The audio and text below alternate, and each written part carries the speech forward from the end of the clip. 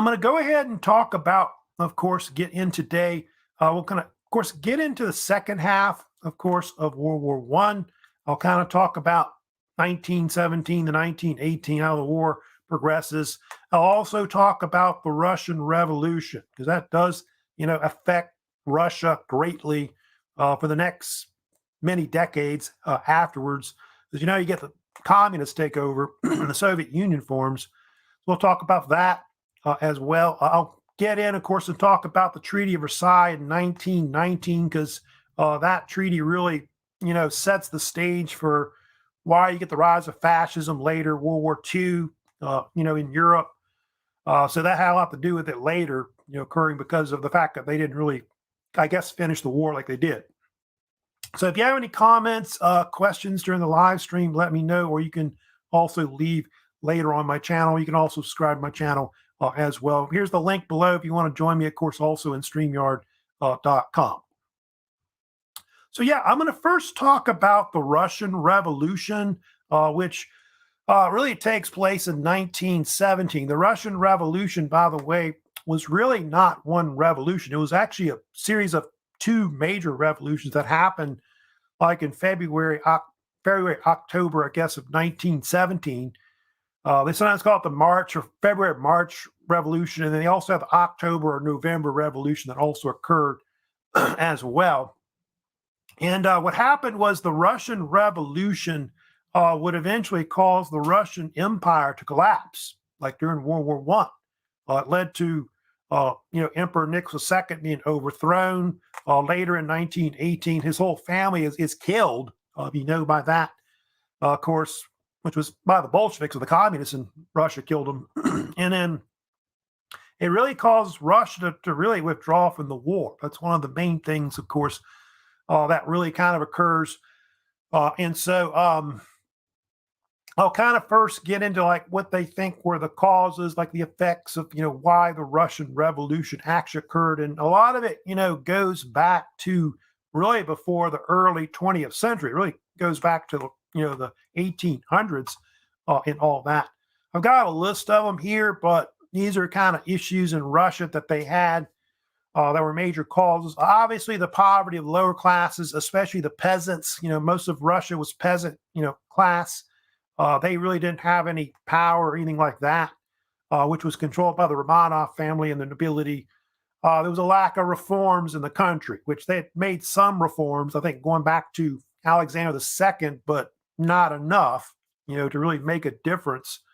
Also, the Romanovs were still like absolutists, which they were.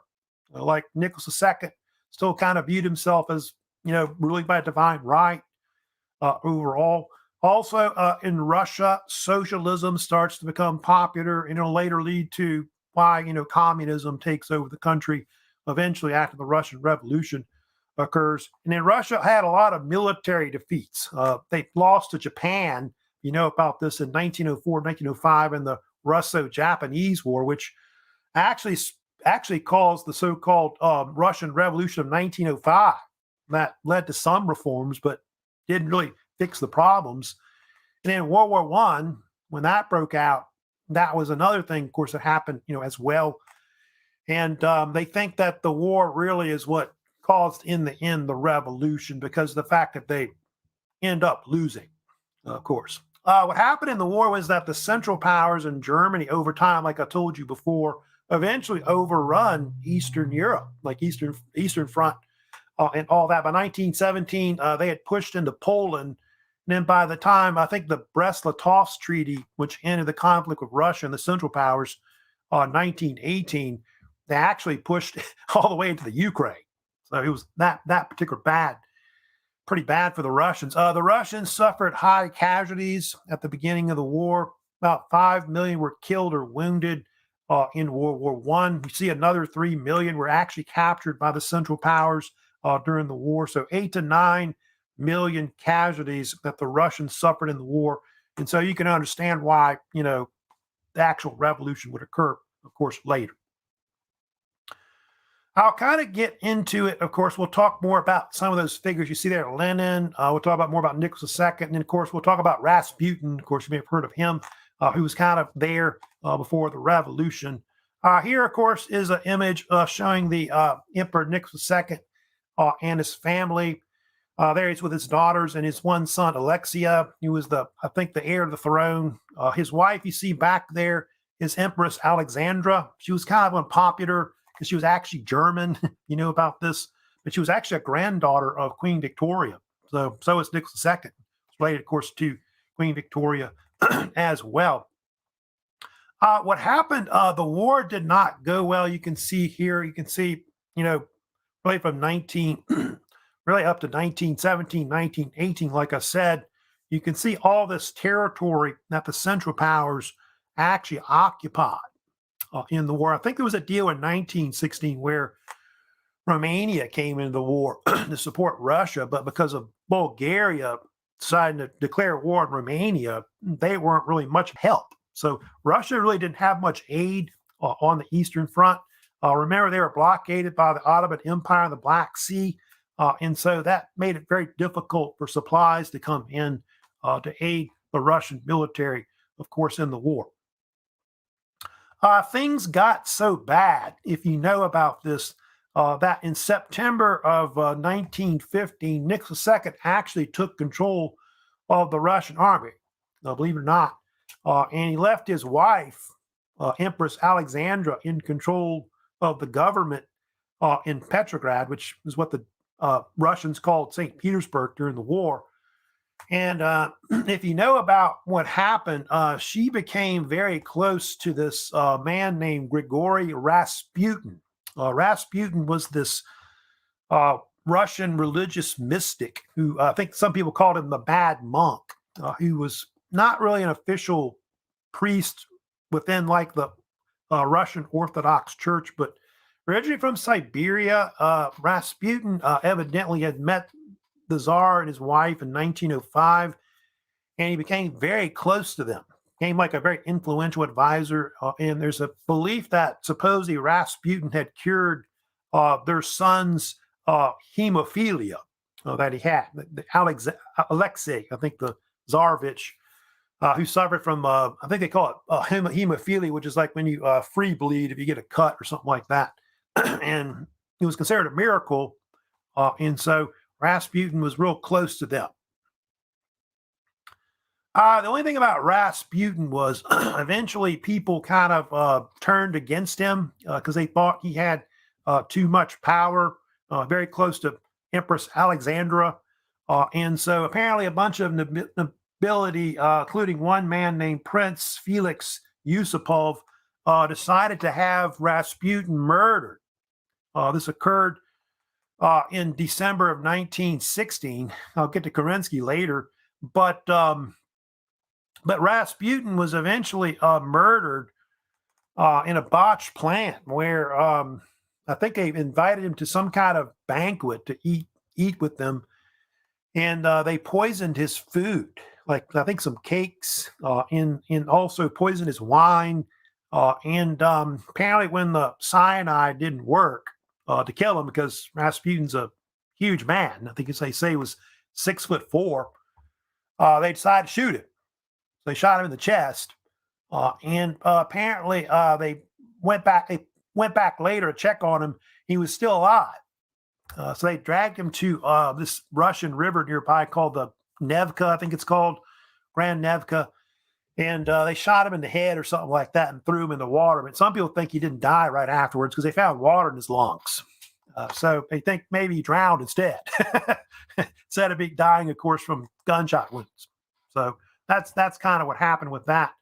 There was supposedly a legend about Rasputin that he left a letter behind saying that if the relatives of the Tsar killed him, that his whole family would be wiped out.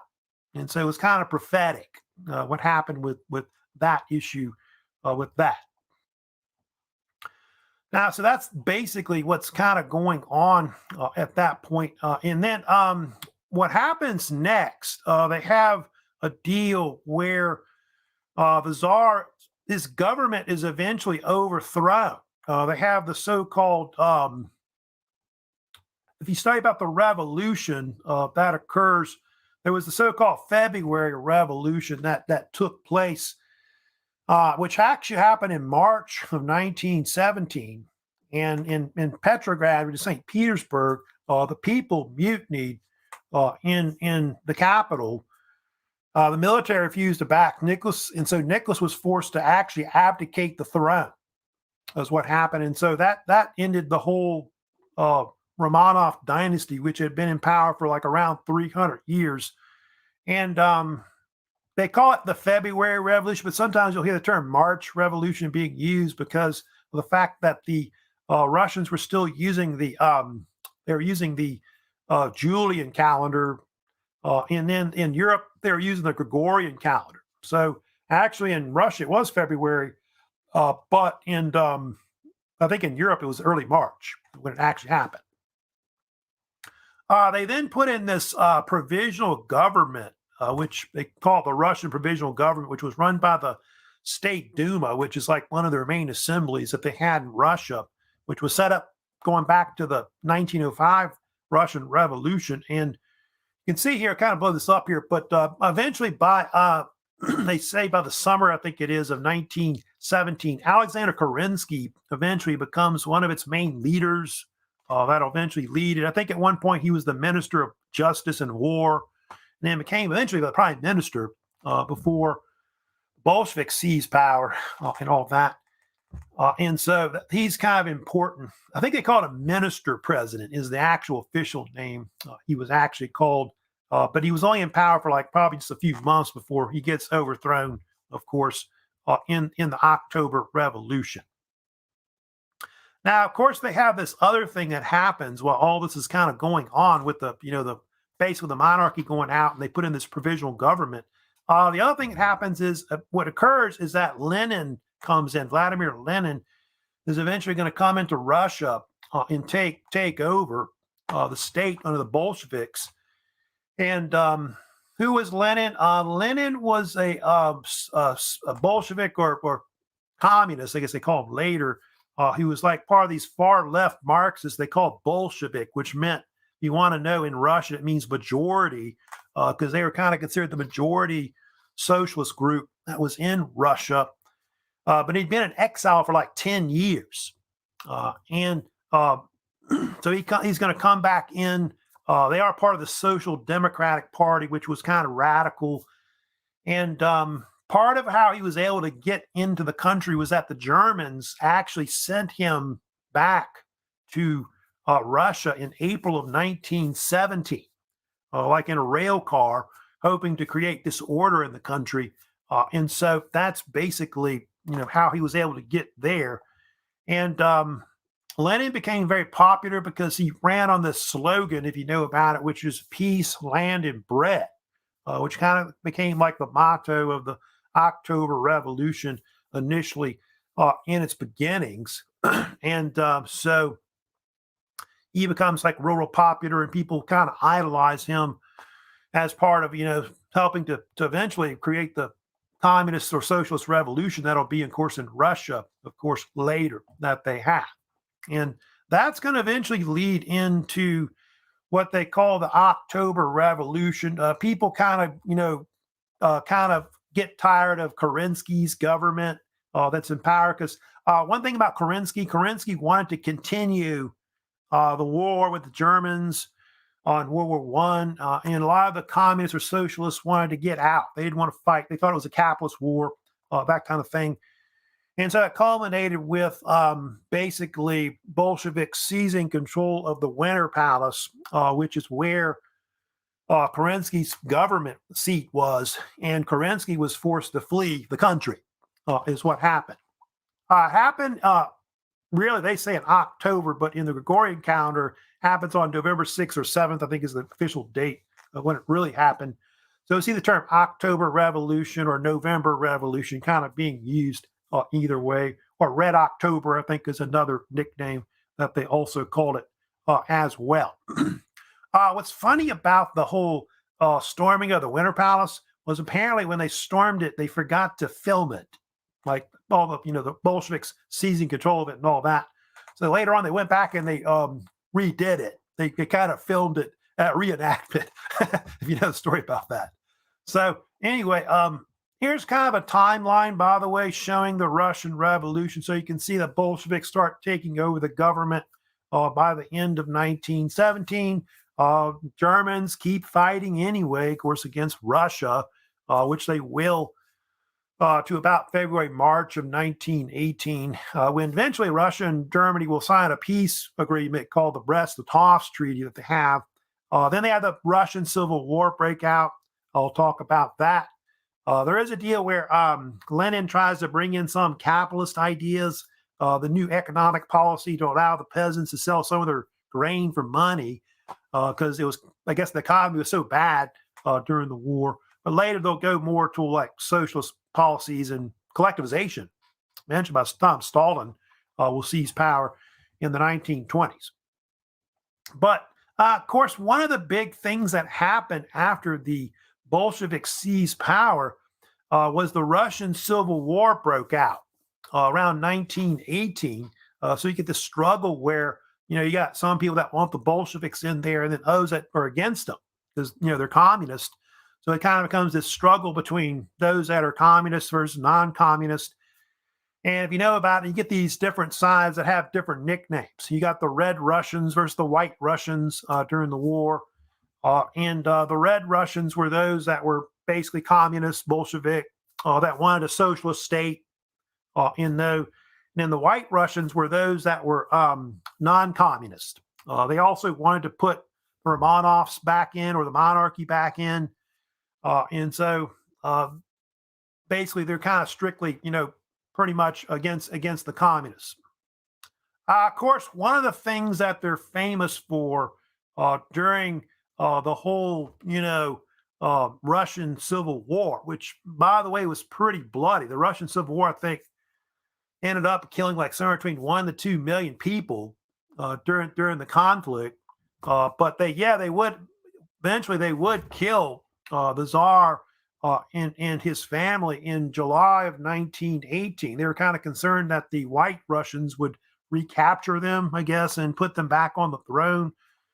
And so in Yekaterinburg, which is, I think I want to say close to Siberia, whatever, almost around that area, they were eventually executed. Like the whole family was like murdered, if you know about that. They were shot with pistols and things like that, kind of gangster style, which was kind of awful. And so they weren't really discovered, of course, until later. Here's kind of like this. I think that's the skull of Nicholas II you're looking at right there. They weren't really found until 1991 after the Soviet Union broke up. I think their bodies were discovered in 1991, as they said. And there is a story you may have heard about Anastasia. I know they made like movies about her, like Walt Disney and all that, but they think she was killed too. There was a bunch of imposters running around in Europe that claimed to be Anastasia, which one was a woman named Anna Anderson, who died in 1984. But they later proved from DNA that she was not related to the Romanov family. So it's like a made-up story in all that. Kind of talk more about the Russian Civil War. By the way, it did, like I said, it led to a lot of things kind of that occurred. That's kind of interesting. It created this thing called the White Movement. I'll kind of get to that later, but like the Whites helped create these independent states that were kind of like anti-communist, like Poland, Finland.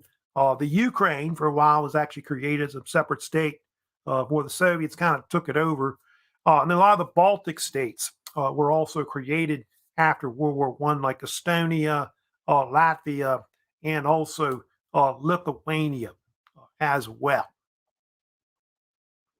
I think I've got some other images here. Leon Trotsky, I sometimes talk about him, but Trotsky, who was a Bolshevik socialist, he was the one that helped create the Soviet army that fought against the whites in the war, which, if you know about the white armies, they were backed by a lot of the allies in World War I, like in Europe, the United States, and even Japan sent forces to fight, like in Siberia and all that. And so Trotsky for a while was kind of a rival to Stalin, but Stalin later exiled him and had him killed in 1940. He had him murdered. You know about that. Also, you may have heard of Admiral Alexander Kolchak. He was on the white Russian side. He was one of the top leaders overall. He was kind of considered a puppet by the communist side, but he was captured by the time of the Civil War ended and was actually executed by the Bolsheviks.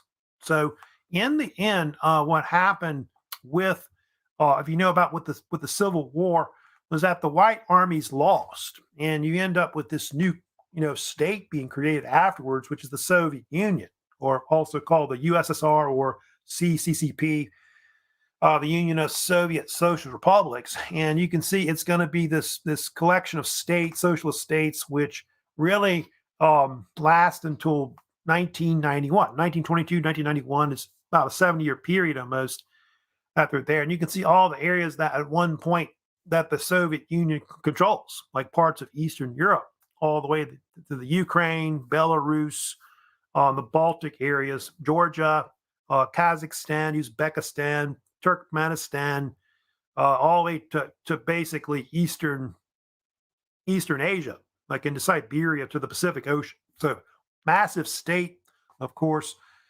that'll be created because of this. And we'll get more into it today. But what's going to happen is over time, this new socialist state that's created becomes very totalitarian, which it does. If you know much about what happened with Lenin, Lenin was the first leader of the Soviet Union. He would really rule only, like, I guess, until 1924. Lenin died of a series of strokes. And so afterwards, the next 3-4 years, you had several Bolsheviks that kind of vied for power. No, Trotsky tried at one point, but was exiled by Stalin. And then Joseph Stalin, by 1928, took over. And Stalin, by the way, was the longest leader of the Soviet Union. He's pretty much in power till 1953, so almost 30 years. I guess from say 1924 to 1953, and a lot of his policies, were considered totalitarian, the way they kind of ran the state. But he also tried to kind of modernize the Soviet Union and make it into a major power, of course, in the world, not just in, I guess, Europe or Asia, but throughout the world. Stalin had this belief about communism. It was sometimes referred to as Stalinism. And Stalin was this idea to have communism develop within one nation, to create like a socialist type state overall, instead of what I think Trotsky and Lenin had wanted, which was like perpetual or permanent world revolution, where the whole world would be communist and that kind of thing. And so Stalin favored really that idea. And so his ideas were kind of like a form of Marxism, Leninism, but with kind of his own twist to it. Stalin. So there he is, like Stalin right there. Originally from Georgia, all the way like in kind of southwestern Russia. His name Stalin supposedly means a nickname meaning man of steel. Stalin was known for a lot of his purges during, of course, his time in power. Throughout that period, he began this period of political repression, which occurred mostly in the 1930s, where what they did was they eliminated enemies of the state, which was not just people that were in, like, say, the old Bolshevik party that went back to Lenin's time and all that. He actually killed off a lot of people that were considered like in the military that were a threat to him, whether it be the army or the navy. A lot of the peasants, especially well-to-do peasants, some of them were also either sent to like gulags in Siberia or wherever, or they're killed outright by Stalin, because I think Stalin may have murdered outright maybe 1 to 2 million people after he began to purge the Soviet Union and all that. And see on the bottom right there, they have these things that were called the state show trials, which occurred in the mid to late 30s, where he put a lot of the old Bolsheviks on trial. including I think Trotsky, I think was put on trial, even though he was exiled and all that. And so they were considered like guilty and were eventually either imprisoned or murdered by Stalin. And so people kind of nicknamed it different things: the Great Purge, the Great Terror, the Red Terror. I think there's all kinds of names they called it. And he was kind of paranoid, Stalin, and they actually go through lists of people and just eliminate them, like with his pencil, whatever. Stalin, they think, mostly did this through the Soviet secret police, which was called the NKVD, also called the KGB later, I think after World War II. And he had this head of the NKVD named Lavrentia Beria. He's the one that mostly was behind the brains behind eliminating people, and they think they shot somewhere between about 1 to 2 million people, they think, with the purges, especially about the 30s. And then on top of that, they began to put people in the Gulag system, which is something that is very famous throughout the Soviet Union, is the Gulag system. I think I've got an image showing the Gulag. The Gulag was a Soviet network of forced labor camps that were all over the Soviet Union. They think they were established by Vladimir Lenin. They do think that they were kind of influenced, maybe, I think it influenced the Germans later to create the German concentration camps, like during World War II, like the Nazis. And then Stalin used it along with Nikita Khrushchev. And so this network of system of labor camps was used for at least 30, 40 years. And they used it actually to build a lot of the Russian infrastructure, using almost like slave labor, whether it be roads, canals, railways, factories, power stations, and so on, run mines and things like that. And you can see that the workforce started like right before like World War II, like maybe about 3 million. By 1953, there were 5 million that were in it. 1956, they had 2 million. By the time they got rid of it, began to abolish it. But they think that close to 18 million people may have passed through the Gulag system at one point. They don't know how many people were killed in it. Like, I think there's kind of a debate about that, but maybe up to maybe 2 million may have died in the actual Gulag system. They do talk about Kolyma, which is up in the eastern northern part of Siberia.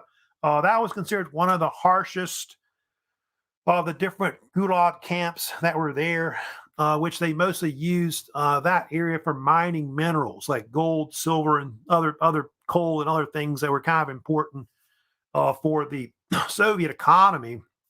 And that area was very known for its harsh conditions, like especially winter conditions, which I think the average temperatures could be like close to like minus 30, 40 degrees Fahrenheit, to kind of give you an idea of the cold climate that some of these camps were located in. Some were even located like in the Arctic Ocean on some of those islands that are up there above Russia, etc. Here's one that's famous called Perm 36. That was a famous labor camp colony that was actually kind of in the western part of Russia, close to the Urals. And believe it or not, it wasn't closed till 1987. So some of these camps were still kind of around. I think it was used more as a prison camp later, but they did have a lot of these that they had. They think that Stalin, his policies, his political repression and all that, may have killed somewhere between 20 to 30 million Soviet people throughout that time. And so, especially like from the late 20s, I guess, to the 30s was the peak of it. But some of his policies continued, even up through World War II and after overall. Stalin did try to do something that's interesting about the country. He did try to industrialize it. That's something that he was kind of known for. He began these so-called 5-year plans where they tried to accelerate the Soviets' economy and industries, to kind of bring it up to par later with other major powers like in Europe and all that. So he was trying to modernize the country by doing this. And so they actually did these 5-year plans up to the end of the Soviet Union in 1991. So they kept trying to do this.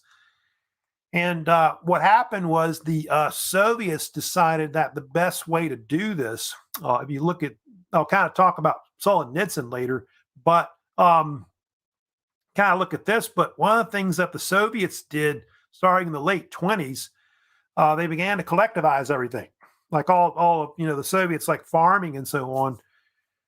And so this really led to a lot of policies that actually kind of failed.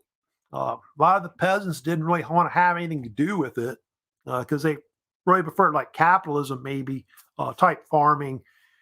And it led to a bunch of things occurring. I think there was a deal where, about this, Stalin began to eliminate a lot of the more middle class peasants, which were called kulaks, which he kind of viewed them as bourgeoisie, like almost like upper middle class or something like that. And so he began to get rid of them or kill them or send them like to the Gulag or Siberia, to get them out the way. And then they think a lot of the policies of basically Stalin even led to the so-called Holodomor, if you know about this, where in the Ukraine, there was a man-made famine where maybe several million Ukrainians died, because of Stalin's policies and all that, because of agricultural collectivization, because they actually took all their grain and food, about this. And so it really led to people dying in the streets, like you're looking at, of course, in this image. So that's part of why, the Ukrainians don't like the Russians, because of all these policies of Stalin that go back a long way. And it wasn't really till later, really, I think it was sometime, more into like after World War II and all that we start learning more about the Gulag system and the policies of Stalin. And Alexander Solzhenitsyn, if you know about him, he was actually this Soviet soldier that was imprisoned in the Gulag for making a joke about Stalin. And so he, for the rest of his life, he decided to uncover whatever kind of history he could find about the actual Gulag system. And so he was famous for writing several books about that, like the Gulag Archipelago. I think it was like 3 volumes, which kind of just talks about the history of it. He also was famous for some novels, like the novel on the right you may have heard of, called One Day in the Life of Ivan Denisovich, which describes how it was like to live in a Gulag camp for like one day only. So he later fled to the United States, about immigrated here. And so he later, talked about how communism was horrible and all that, and all the policies that were wrong about the Soviet Union. So kind of talk about Solzhenitsyn, and that almost should be required reading, Gulag Archipelago, I think, because of how bad the communists are, etc. Now, I'm going to move on next. I want to get into and talk about the United States because, the U.S. is going to get involved in the war starting in 1970, which, by the way, plays a major role in why, the war changes in the Allied favor, because all these fresh American troops, doughboys that go over to Europe to fight the Germans, that really plays a major role in why, the war ends up being on the Allied side, favor-wise, victory-wise. But why did we get in the war? Well, supposedly the reason why the United States entered the war was because of Germany's policies in the Atlantic Ocean, where they were sinking Allied shipping, which was dubbed so-called unrestricted submarine warfare. And so that was the reason why we eventually declared war on Germany. I'll get to it later. There's also issues with Mexico and Germany, where Germany tries to get Mexico to join the Central Powers, and that's another big issue that was there. But you can see here, Woodrow Wilson, who was president of the United States at the time, he said the famous quote, "The world must be made safe for democracy," was his saying after he signed the Declaration of War on April 6, 1917.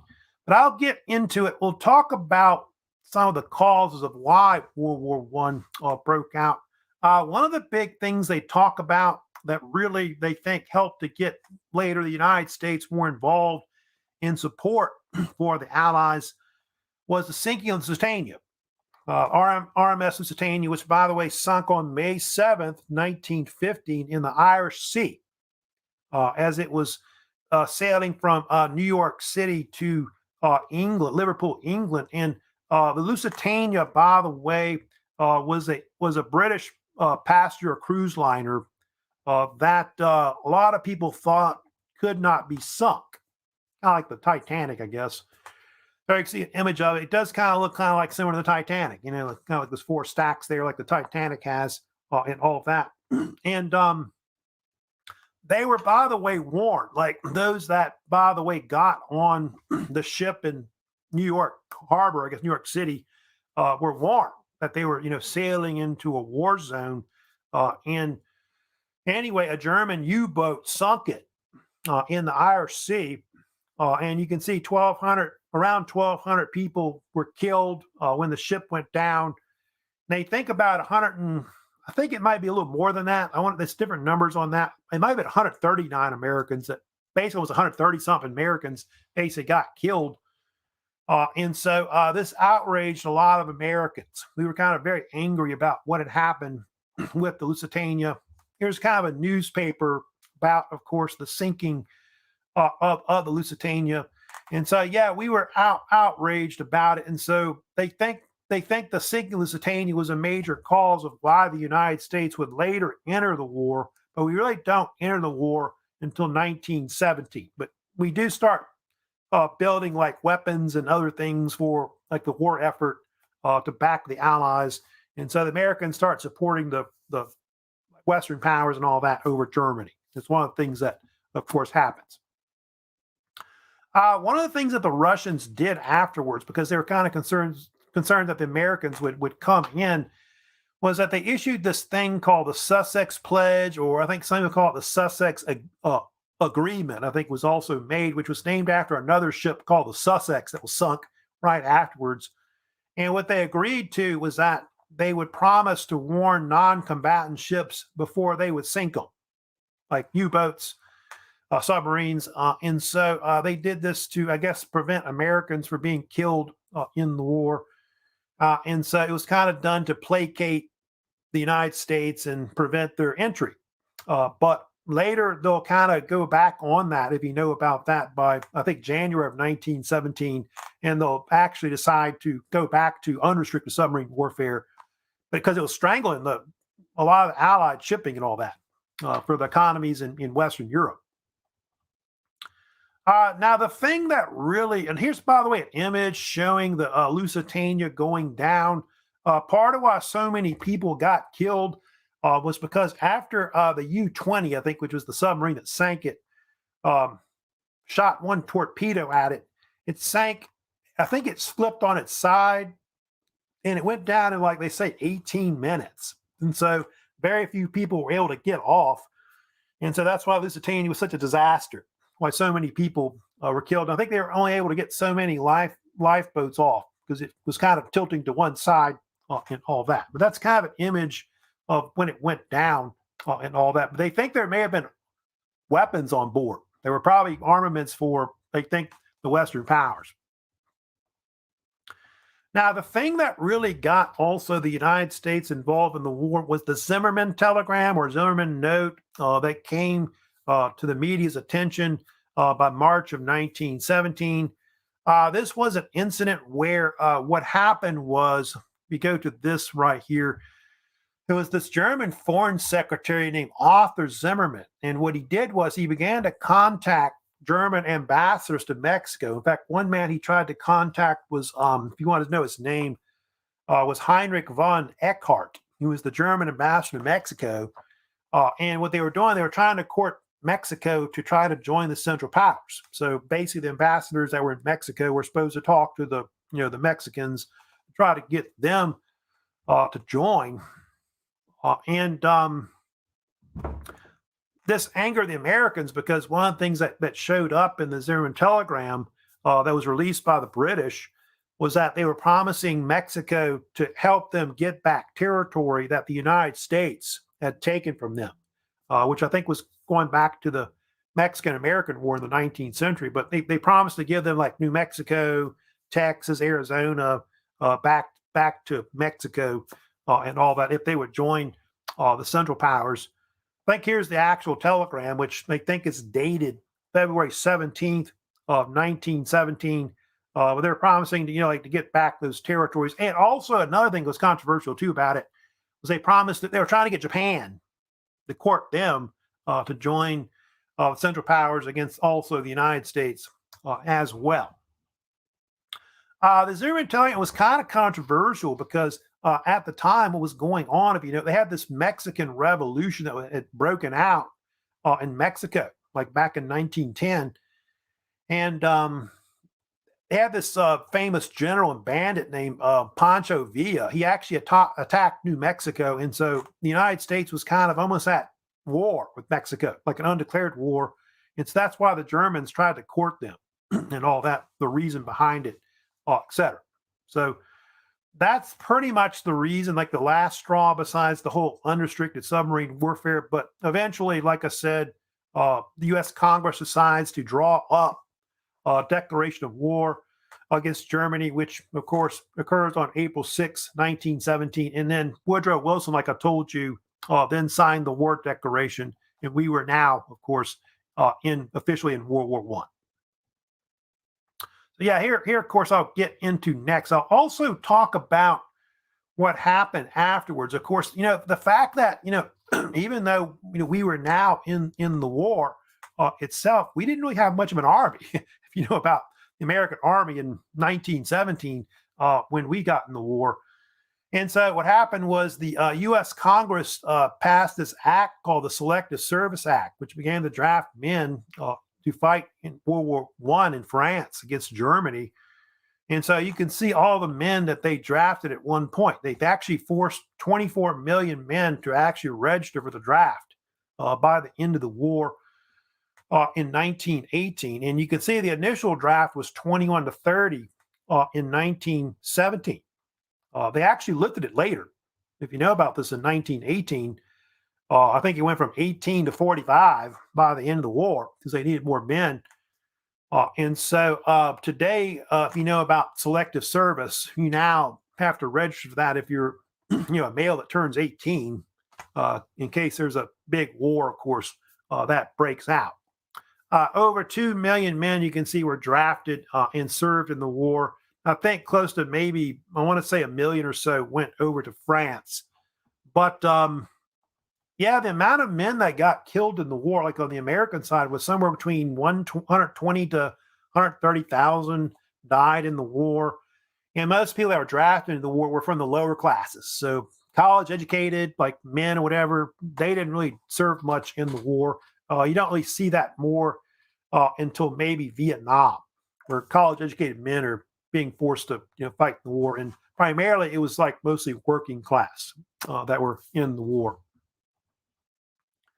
Now, the man that really led the American forces that later, you know, go over to France to fight against Germany is John Pershing. General Pershing, you may have heard of him, who became the commander of the American Expeditionary Forces, which fight on the Western Front from 1917 to 1918. He was considered one of the most highly decorated generals in American history. Pershing, if you know about him, went back to the Spanish-American War, where he fought with Teddy Roosevelt, you know, Kettle Hill, San Juan Hill, charging, you know, Cuba is in that war. He also was fought in the Philippines, helped basically the United States take over the Philippines, Filipino War, I think they called it sometimes. And then Pershing was also known for going after Pancho Villa, the so-called punitive Mexican expedition that where he went after him. I think in 1970, he tried to capture Pancho Villa, who had attacked New Mexico, but he failed to capture him, if you know about that.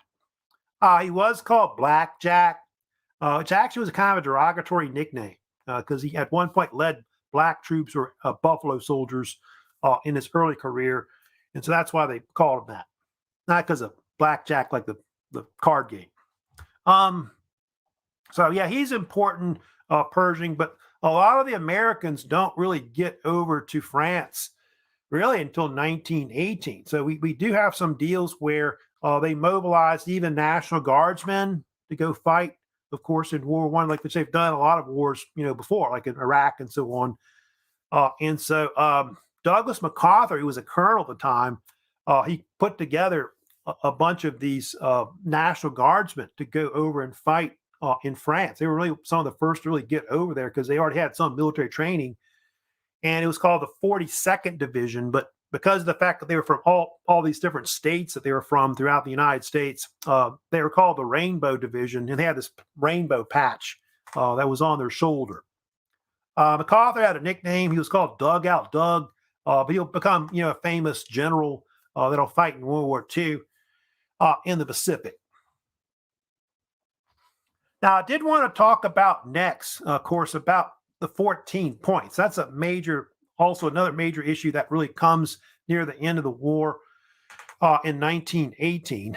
President Woodrow Wilson, who I told you was the president of the United States from 1913 to 1921, he issued what they call the 14 points, which was done in a speech to Congress, January 1918. And it was like a bunch of principles for peace that he outlined to try to help end the war and also solve a lot of the problems of Europe. So a lot of these were diplomatic ideas that he was trying to push to kind of prevent, I guess, future wars from breaking out, but also to solve the difference between, Germany and other powers that are, of course, in Europe. It's very, very famous, by the way, for outlining the idea of the League of Nations. I think it wasn't called that initially until later, 1920, but he won the Nobel Peace Prize for it in 1919, which the League of Nations was the so-called 14 point that became very, very famous. I'll kind of go through them real quick here, but these are ideas that Wilson pushed with the 14 points. The first point is you want open diplomacy between countries, which he thought the League of Nations would help to do, of course, later, which that was kind of nixed later, about that between the wars. Freedom of the seas was another issue you wanted. Number 2, freedom of trade. 3. 4, arms reduction, which that's kind of a joke, that one right there, but that's something he wanted. 5, colonial self-determination, like Africa and other areas where countries could become independent was an idea that he had. Points 6, 7, 8. Those are ones where he wanted the Germans to evacuate certain areas of Europe, like Russia, Belgium, France, and all that, and also return territories to the France, like Alsace-Lorraine or whatever I think they took. 9, Italian national unification, something he, of course, talks about, favored. 10, Austro-Hungarians, he wanted them to have that area where they control. He wanted them to be able to create separate states. And so that's why that area gets broken up. Austria, Hungary becomes separate. Czechoslovakia is formed afterwards, as well. Realignment of the Balkans, number 11. That led to like Yugoslavia being created afterwards. 12, division of the Ottoman Empire in all the territories with like the Arabs would be able to get their own separate states over time. And so that led to the breakup of the Ottoman Empire, which, caused the formation of the Republic of Turkey. 13 was kind of famous. The 13 point, independent Poland, of course, which it gets created after World War One. And then 14, I told you, was eventually the so-called League of Nations later. So yeah, that's something he kind of pushed.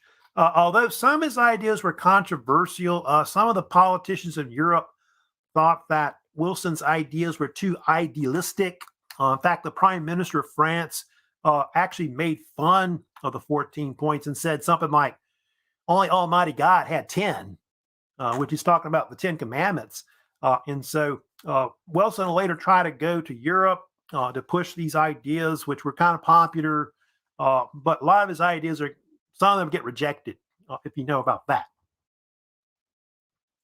Now I'm going to talk about next. Here's the 14 points. I'll get to the League of Nations later, more about it. But 100 Days Offensive, I want to get into that at the end of the war because that's really considered the last major offensive that really occurs overall.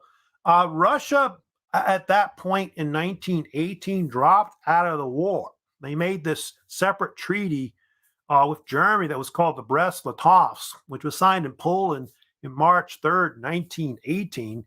In fact, for a while, the Germans controlled a good chunk of territory in the east, Poland, part of Ukraine, and even, I think, Finland. in the Baltic states. And so the Germans attempted like one more last offensive in the West, which they called it Operation Michael, but it collapsed. It only lasted a couple months. I think they call it Operation Michael, or the so-called German Spring Offensive, March to April 1918, where at one point they actually pushed the Allies back close to 40 miles, forming bulges or salients in the Allied lines. And what happened was the Allies decided to counterattack with American forces who were, starting to come into France at that point. And so it led to the so-called 100 Days Offensive, they called it, which they think occurred sometime after the so-called Second Battle of the Marne that occurred. And so it was called 100 Days Offensive because of the fact that it lasted close to about 100 days, or somewhere around 3 months or so, between August to November of 1918. It involved something like 1.2 million troops on the Allied side, which were French, British, and American. And you can see all the areas that they fought in primarily. The British and the French mostly fought, you can see, up in northern France and Belgium. And then you can see the Americans are begin to fight more close to where Verdun is and the Argonne Forest that they have. And it does have different names. You'll hear the term also Meuse-Argonne being used. Let me come back to the Red Baron in a second, but they have the Battle of Argonne Forest, which is also called the Meuse-Argonne Offensive. That was actually all part of the 100 Days Offensive that was taking place on the Western Front in 1918. And what happened was the Allies eventually broke through the Hindenburg line because of the fact that the amount of forces that the Allies pushed up were just too much.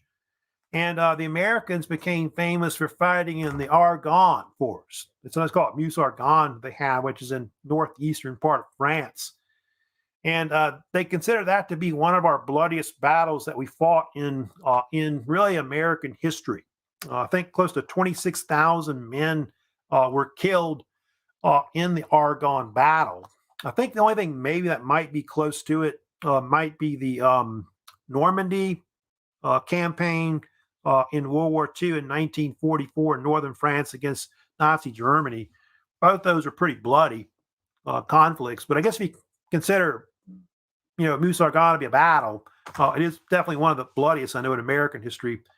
It is famous for a lot of heroes like Alvin York. Alvin York was this U.S. soldier that was highly decorated during the war. He was from Pall Mall, Tennessee, and because of his exploits, he was given the Medal of Honor in 1918. This is like in the Argonne battle. And York is considered famous because of the fact that he supposedly by himself, like single-handedly, took out like 35 machine gun nests when he was behind enemy lines. And he killed something like 25 soldiers, and he also captured about 132 Germans as well. So York was later, dramatized, made into this big hero in a lot of Hollywood movies, such as Gary Cooper's Sergeant York, you may have heard of, which was made, I guess, around World War II. And he was York was a guy that didn't really want to fight. He was actually kind of considered a conscientious objector against the war and didn't really want to kill people and all that because he was a Quaker. But he ends up being one of the top heroes, on the American side in the war. Yeah, they did have an air war, in World War I. People forget about that. They used airplanes, to bomb enemy targets or take out enemy planes in the war. And they say the most highly decorated and the most famous, air ace of War I was the Red Baron, Manfred von Richthofen, who shot down 80 enemy planes on the Western Front. And the Red Baron, of course, was known for his red triplanes, like blood red, that you're looking at right there, but died at the end of the war in 1918. So a lot of these men, of course, got shot down and killed. I think the Americans had Eddie Rickenbacker, who was, of course, real famous as well. Now, what happened eventually, of course, was that World War One eventually came to an end, of course, in November of 1918. What occurred was that the German forces were exhausted by the end of the war. You have to understand that the Allies drove the German forces back into Belgium by October, November of 1918. And it forced the ruler of Germany, the Kaiser Wilhelm II, he actually abdicated the throne and fled to Holland. And so their government collapsed at that point. And so that was the end of the Hohenzollern, dynasty in the German, I guess the official German empire they had at that time. And I'll get to it later. After the war, they'll kind of create a republic, which I think the West calls the Weimar Republic. But the war ended in this place called the Forest of Compiègne, which is in northern France. And both sides agreed to an armistice to end, cease fighting at that point, which went into effect, by the way, at 11 a.m. November 11th, 1918. And so, the joke about, World War One was that ended on the 11th day or the 11th hour or the 11th month. So I guess where they get the idea of, the war to end all wars and all that stuff. I think I've got an image. It was signed in a rail car between the Allied and German representatives. Actually, at 5 a.m., you can see, and then it would go into effect 6 hours later, of course, at 11 a.m. That's the actual rail car that they signed it in. And the main general that was there was Ferdinand Foch. He was the one who was the top general on the French side, led a lot of the Allied forces on the Western Front. He was there to convene the armistice and all that. And I'll get to it later, but a lot of the Germans, like Hitler, kind of consider this to be a stab in the back.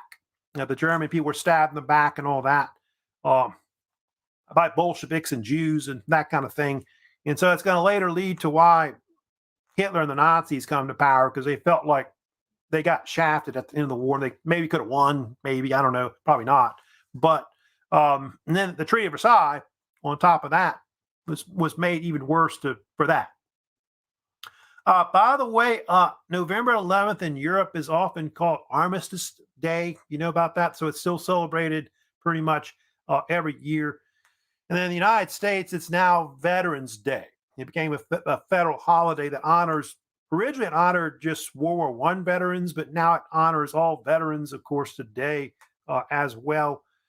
And so it's a federal holiday, like in Europe, I guess. Now, I'm going to get to it next. I'm going to talk about what happened at the Paris Peace Conference because, the war, ceasefire, ended the war at that point. But diplomatically, the war would kind of continue afterwards. Like, of course, you got six months that they had to hammer out a treaty, of course, between both sides. And so eventually, over time, they end up having this peace conference in Paris to decide, what the outcome of the war was, which, if you know about it, it was dictated to the Germans. What happened, the aftermath of World War One and all that. And it controlled a lot of these major people that were kind of involved, which I'll talk about, which are the so-called Big Four I'll talk about. But there's the Hall of Mirrors. The Hall of Mirrors, by the way, that'll be the location, of course, of where the conference will eventually sign the Treaty of Versailles on June 28th, 1919. They think that a lot of what went into this treaty, which was very harsh against Germany and punishing them, for World War One, will later help to cause World War II. So it, leads the rise of Hitler and all that, and the Nazi Germany, of course, because of the proceedings with it. And a lot of the Western powers wanted to make sure that Germany does not make a comeback as a major power. These were the main politicians that really dominated the actual diplomatic proceedings, of course, at the Paris Peace Conference in 1919. I'll kind of put them on the screen there, but from left to right, you had the Prime Minister of Britain, David Lloyd George. You had France, had the Prime Minister, George Clemenceau, which, by the way, he's the one with the walrus mustache that's kind of facing you. Italy had Prime Minister Vittorio Orlando. He's the one that's pointing his finger at David Lloyd George. And then you also got, of course, the American president, Woodrow Wilson. So those are the four men that were there. Orlando was mostly there because he wanted to try to get territory from like Austria-Hungary, especially on the Adriatic Sea and all that. But he really wasn't much of an influence at the conference. Mostly France, Britain, the United States had really the most influence that went into the treaty, but especially France and Britain overall. So yeah, the Treaty of Versailles 1919 did not, by the way, include Germany and Russia. So, Russia had concluded its own treaty pretty much with the Germans, and then they weren't there, and then Germany wasn't there either. They kind of dictated the treaty to them, about that. But those are the main ones that were there, even including Japan was also there as a major power as well. But these are some of the things I'll kind of give examples of how, the Treaty of Versailles was really harsh. One is they seized all the colonies that the Germans had abroad. So whatever colonies they had in Africa or even the Pacific, they were lost, basically, to the Allies. So the Allies took them pretty much. They also could only have a defensive army. So they could only have like 100,000 man army with a small navy. I think they had to sink their battleships and their submarines after the war. The big thing, they had to pay war reparations, which were 32 or 33 billion dollars, I think was the average. They think it was about, which included, by the way, them taking a lot of their industrial output, coal and other things that they had in like the Saar Basin and so on. They kind of took a lot of that from the actual Germans and all that. They took Alsace-Lorraine from them. They gave it back to the French. They also created a demilitarized zone, which is true about that western part between France and Germany. They created DMZ where the Rhineland is as well. And then the one thing that's real famous about the actual Treaty of Versailles is the famous Article 231, also known as the War Guilt Clause. You may have heard of that, which basically blamed Germany for the war. So Germany was actually blamed for the war. They were told either sign it or be invaded. Was pretty much what happened. Here's kind of a map showing you, of course, Europe after, post World War One. So you can see it was kind of the whole map, especially in Central Eastern Europe, was kind of redrawn at that point. And you end up with all these new countries that are formed. Czechoslovakia is new, Poland's new, Yugoslavia is new, Finland becomes a country. Austria and Hungary, they become separated. They separate from each other permanently and still are. Baltic states are recognized. Estonia, Latvia, Lithuania, those are all countries that basically are created after the war. Notice that they're all weak countries, which was true about that between East and Western Europe. Romania also expanded some of its territory, by the way, you can see in that map there. I think more towards, I want to say, towards like Hungary. And the other thing that happened too, that's very famous, the League of Nations mandates came in, which basically talked about what was going to happen with the Ottoman Empire territories, which were broken up after the war.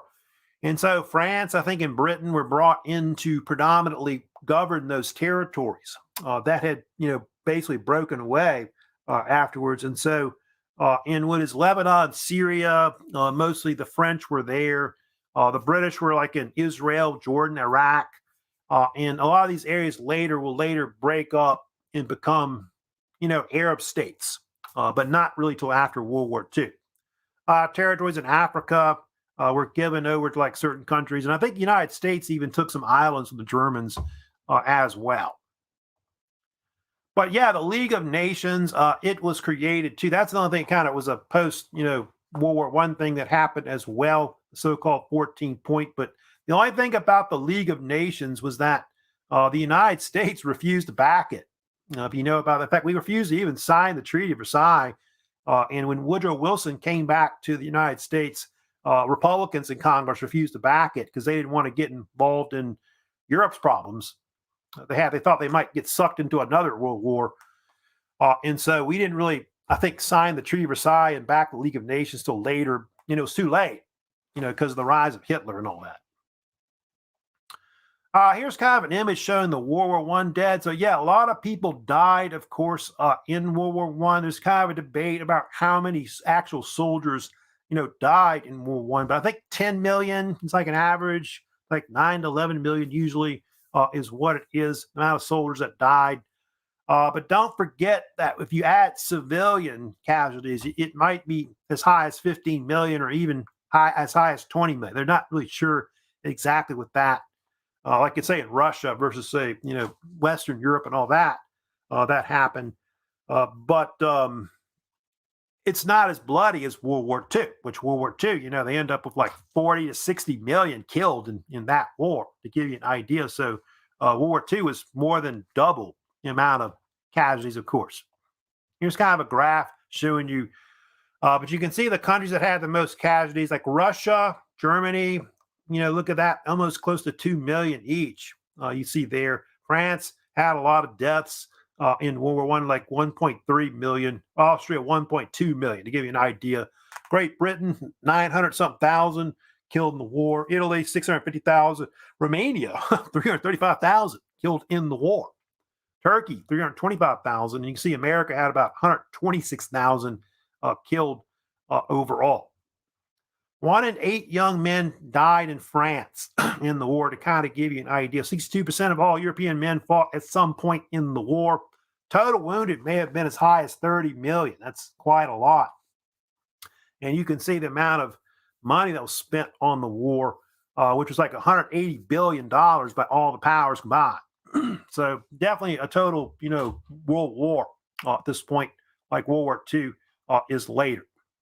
Then they had this other thing that happened too, if you know about it, where they had the Spanish influenza pandemic that broke out in 1918, 1919. There's kind of a debate about how many people died from this, but somewhere between 20 to 40 million people may have died from the flu, or influenza, as we call it. I think you could call it the Spanish flu back in those days. And they think the influenza was a type of pandemic that started in the United States in the Midwest. I think likely they think it started from, farm boys that were drafted into the military, and they went to like training camps and they gave it to other soldiers. I think they say about 30,000 men may have died in a lot of the training camps from flu. And they brought it to Europe, and then from there it spread throughout the world. Is what ended up happening. And so it did affect the war, because I want to say Germany at the end of the war was highly affected by it. They may have had more soldiers die from it than we did. And they called it Spanish flu, by the way, because the fact that the king of Spain at one point got ill from it. But in Spain, they weren't as big into censorship, and so people kind of knew about it. And so people started calling it the Spanish flu for that reason. And so that was one of the nicknames they called it. Some people call it the Great Influenza Pandemic as well. And you can see there are at least 3 waves of it that occurred between 1918 and 1919. Looks like the second wave killed more people than anything. And the amount of people that died from it, of course, they think about 675,000 Americans died of influenza, which was not quite 1% of the population, but was close at the time. You see, like maybe 40,000 or so may have died from it total, I guess, in America and also in Europe as well. Some countries had a lot more deaths than I thought India, they had a lot of people die from it as an example as well. So yeah, it was a battle that we had like COVID, where they had to shut down schools, shut down churches, movie theaters. People couldn't have parades and things like that. So it's something they did a lot, especially like in big cities and all that, like they did with COVID. Now I'm going to talk about later. We are going to, of course, get into. I'll talk about later in the week. I'll have a recorded lecture coming up about the rise of fascism because that's one thing that's going to occur. After World War One, the rise of Mussolini, rise of Adolf Hitler. Those totalitarian dictators in Europe, of course, lead into, of course, World War II, one of the most cataclysmic events, in human history that we have. Even worse than, of course, what happened with World War One. But anyway, that's it for today. I think Natty has asked me a question about other classes. Yeah, I do. I think in the fall I'll probably have a History 11, 13 I'll offer. Not sure if that's going to be online or not. It might be as well. But I do offer that, which is the first half of world history at BRCC. I probably have at least maybe one class. I think they've got me 1123 for some reason the fall. I know right now, but that's one class they usually give me. Usually get a bunch of those, but for some reason I don't in the fall. But anyway, I did want to remind y'all before y'all go, don't forget these are y'all's major assignments that are out there. The British quiz, that's the one thing y'all need to work on next. Get that out the way because that's kind of due probably first. Second exam will be next, of course, also due. I want to say next week. You still haven't turned your second vocab in. It's still open, of course, an assignment. So try to get that done by Friday. I am posting a new quiz today, the Canvas quiz number 5, which will be on World War One, and also that third lecture on the 19th century, like on imperialism and all that, nationalism. I'll post that, of course, in Canvas today. So there should be an announcement. You'll see. But next week, I'll have a recorded lecture. I know tomorrow I'll kind of send out, which will be on the rise of fascism. But I know next week I'll be concentrating in week 7 on World War II, like a couple live lectures on that. And then I'll probably have some recorded lectures, which will be on the Cold War era. I'm going to split the final. The final is going to be rise of fascism in World War II. And then I'm going to have a bonus quiz I'll have later. I'll have on the Cold War for extra credit for you. So some of you might not have to take the final, if you have a high grade, of course, in here. So y'all have a great rest of the week. I'll send out, of course, emails, of course, about the upcoming recorded lecture tomorrow on fascism and all that. But I'll see y'all later. Y'all have a great, of course, rest of the week.